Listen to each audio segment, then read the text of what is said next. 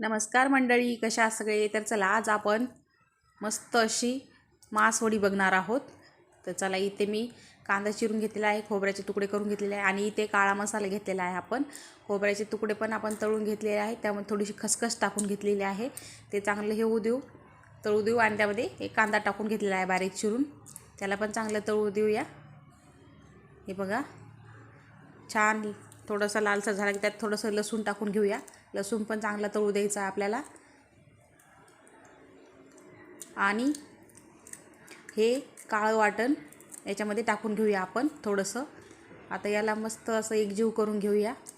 थोडंसं मीठ घालून घ्यावं चवीनुसार.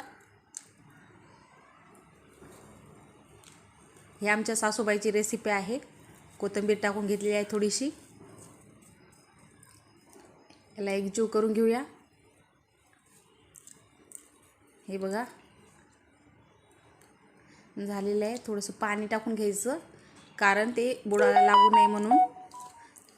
बुडाला लागलं तर कडूसरपणा लागतो जरा खाताना. हे बघा झालेलं आहे. आता काढून घेऊया आपण एका बाउलमध्ये.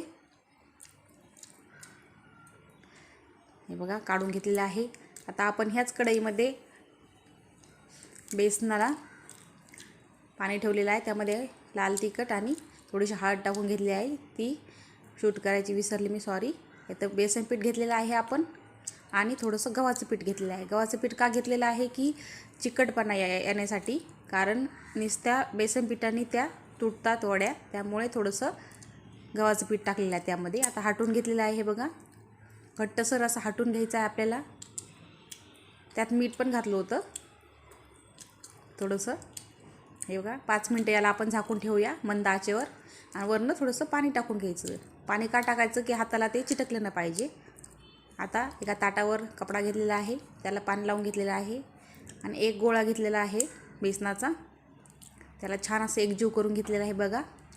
आता याला छान असं थापून घेणार आहोत आणि त्यावर लगेच आपण ते वाटण केलेलं पसरून घेणार आहोत. हे बघा अशा प्रकारे फोल्ड करायच्या वड्या. हे बघा झाल्या आहेत आपल्या मासवड्या रेडी. बघा कशा वाटल्या नक्की ट्राय करा. रेसिपी आवडल्यास ती लाईक करा, शेअर करा आणि चॅनेलला नवीन असाल तर सबस्क्राईब करायला विसरू नका आणि नक्की ट्राय करा. खूप सुंदर लागतात खायला. धन्यवाद.